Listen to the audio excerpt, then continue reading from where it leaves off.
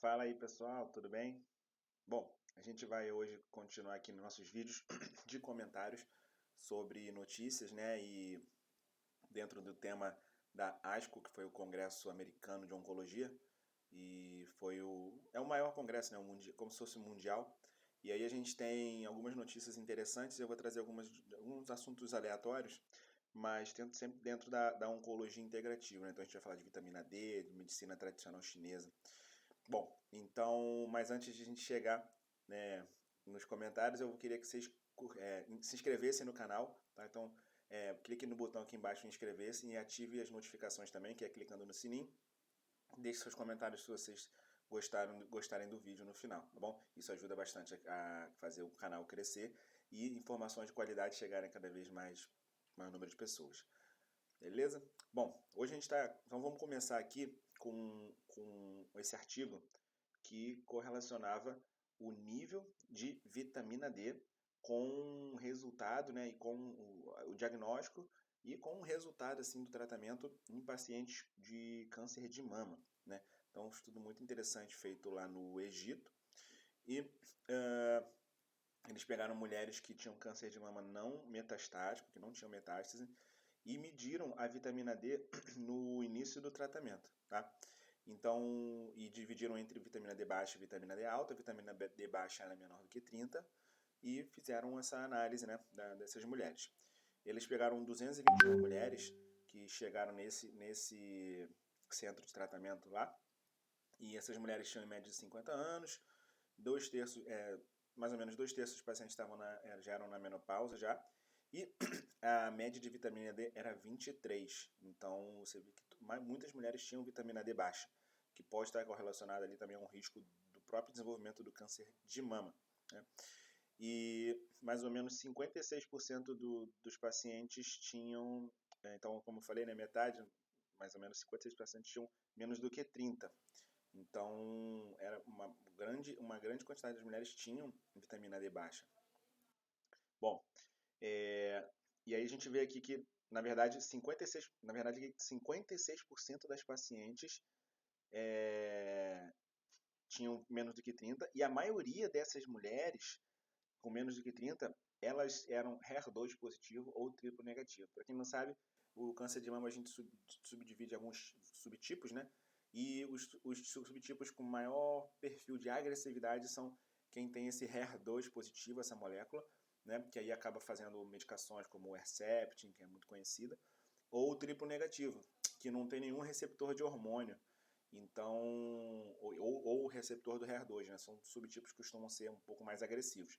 Então, níveis baixos de vitamina D estavam correlacionados a cânceres de mamas mais agressivos, né? E também tinha uma correlação negativa entre os níveis de vitamina D e o tamanho do tumor, a quantidade de linfonodos e o estágio no diagnóstico. Ou seja, mulheres com vitamina D mais baixa tinham diagnósticos de câncer mais avançado. Então, também foi encontrada essa correlação. E aí, no segmento, ao longo do tratamento, eles foi visto que as mulheres com maior taxa de recorrência, que é o retorno do câncer, taxa de metástases nos ossos e no fígado, eram mais comuns também em mulheres com vitamina D mais baixa.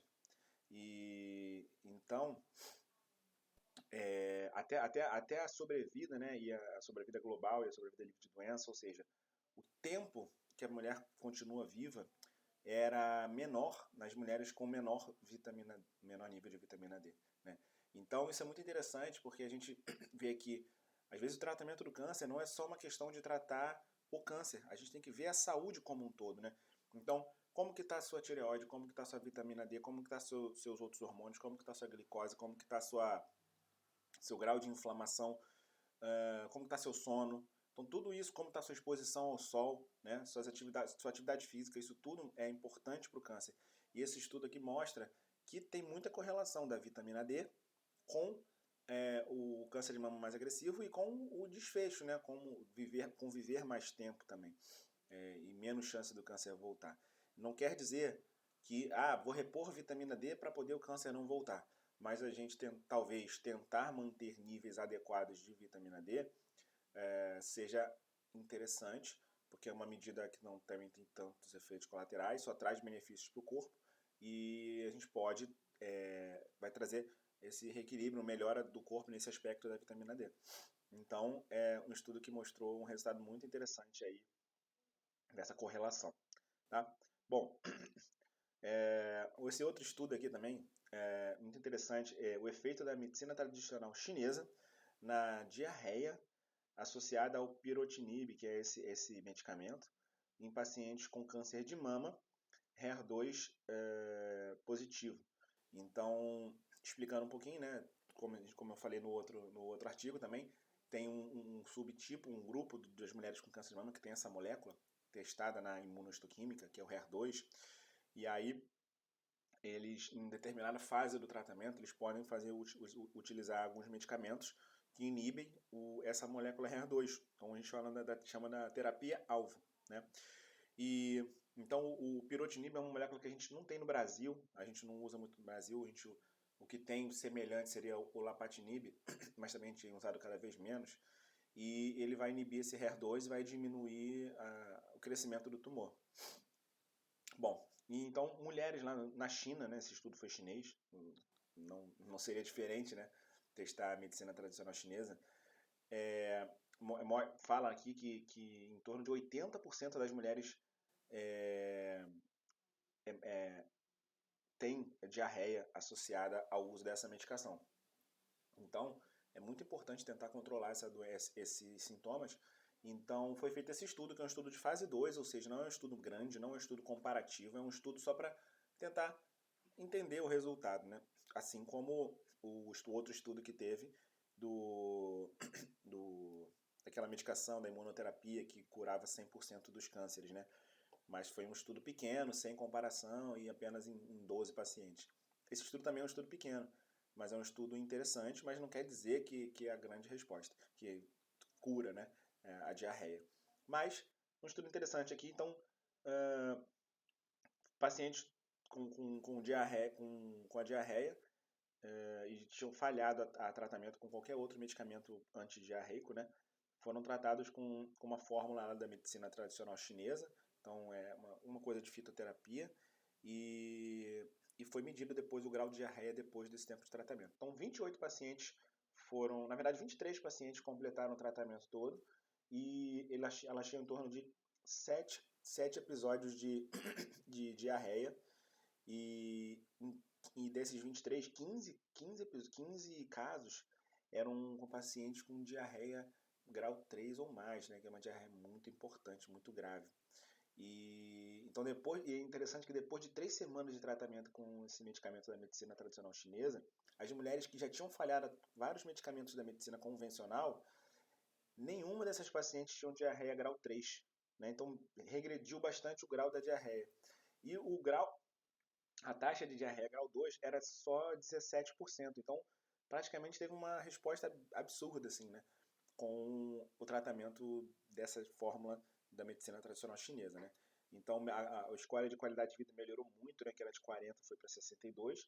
Esse é um questionário que eles fazem, como que está a sua qualidade de vida? Mostrou que melhorou muito depois do controle da diarreia. E então não teve constipação, não teve tanto efeito colateral. Então esse estudo também, assim, não afirmou, né? Mas gerou uma ideia de que talvez esse pool de medicamentos da medicina tradicional chinesa possa funcionar nos pacientes com câncer de mama que estejam tendo diarreia em uso dessa medicação. Então, é muito específico, né? Então, o que precisa ser feito? Precisa ser feito um estudo maior, com maior quantidade de pacientes, um estudo comparativo, né? Por exemplo, um grupo de pacientes toma essa medicação, outro grupo de pacientes não toma nada e acompanha ao longo do tempo. Pode ter sido ao acaso esse resultado, né? Então, mas é um estudo interessante, assim como o outro que eu falei lá que teve também polêmica em cima, né? A cura do câncer. Ninguém falou sobre esse estudo aqui, a cura da diarreia no câncer, né? Então é tudo questão de o que a gente quer falar e mostrar e fazer um sensacionalismo. Bom, para terminar aqui, um outro estudo interessante, não chega a ser de medicina tradicional chinesa, mas nem mas é um pouquinho de terapia oncologia integrativa, né? É um estudo fase 3, é um estudo grande, bem feito, assim, de pacientes com mucosite fazendo quimio-radioterapia para câncer de cabeça e pescoço. Então, câncer de cabeça e pescoço, garganta, nariz, língua, faringe, laringe, são cânceres que normalmente a gente trata quando muito iniciais com cirurgia, mas na grande maioria das vezes a gente faz quimio e radioterapia. E como a quimioterapia ela age na garganta, a rádio, desculpa, ela vai causar muita ferida ali e vai ter muita dificuldade de alimentação, perda de peso, e é um tratamento bastante sofrido e doloroso. Então, foi feito esse estudo aqui, né, patrocinado pela indústria, enfim, mas não tinha como ser diferente, e em pacientes que estavam fazendo tratamento com radioterapia. Então, pegou 2 grupos, né, então a gente fala placebo controlado, então um grupo, os 2 grupos estavam recebendo radioterapia e quimioterapia com cisplatina, e eles foram divididos em 2 grupos. Um recebia uma medicação todos os dias durante a radioterapia venosa e um grupo recebia placebo durante a radioterapia, né? E aí foi medido a taxa de mucosite, a taxa de melhora da mucosite também. Quanto que teve de mucosite, quanto tempo demorou para melhorar a mucosite. O interessante desse medicamento é que ele é um antioxidante, né? Então a gente sempre fala assim que tem que ter cuidado com os antioxidantes durante o tratamento de quimioterapia, de radioterapia, porque eles podem cortar o efeito da quimio e da rádio, né? Então, vou me encher de antioxidante, estou tratando contra o câncer. É muito perigoso, complicado. Mas esse estudo, ele é um antioxidante que foi utilizado de uma forma controlada e ele tem um mecanismo de ação muito interessante. Ele simula uma enzima nossa chamada superóxido de dismutase, que é um antioxidante nosso muito importante, inclusive ele tem manganês, que é um mineral muito importante também para essa enzima superóxido de dismutase. Então esse medicamento ele simula, então dá um gás ali de superóxido de dismutase. E aí uma ação interessante é que ela protege contra a radiação, mas ela gera outro radical livre, que é o peróxido, e esse peróxido ele pode ajudar no ataque ao tumor, né? Então é um medicamento que ele, além de proteger, ele ajuda a atacar o tumor especificamente, né? Então é um mecanismo de ação bem interessante. E o resultado, né, que teve uma melhora significativa na redução da mucosite de 64% para 54%, e a duração também, em torno de, na maioria quem não fez a medicação ficava em torno de 18 dias com mucosite, e quem fez a medicação ficava 8 dias com mucosite. Então, também foi muito interessante esse resultado, né? Então, em conclusão, assim, o estudo, esse medicamento foi bastante interessante. Vamos ver se vai chegar para a gente como forma de tratamento, prevenção de mucosite, além da laser terapia, que também é muito legal, muito interessante o uso da laser terapia, que é normalmente feito por fonoaudiólogo ou dentista, né? Um laser na boca que previne a mucosite também. Então, às vezes, é mais um medicamento que se soma ao arsenal de prevenção, né? Então, não é de tratamento de câncer de cabeça e pescoço, mas é um tratamento para prevenção de mucosite, feridas na boca, nesse tipo de paciente, né, que estão fazendo radioterapia na boca, e que pode ter perda de peso, piora do estado nutricional, né, por conta da dificuldade de se alimentar. Bom, gente, então é isso. Bom, espero que vocês tenham gostado desse vídeo. Deixem nos comentários aqui o que vocês acharam, né, sobre a questão da vitamina D, sobre a questão da medicina tradicional chinesa e da mucosite também.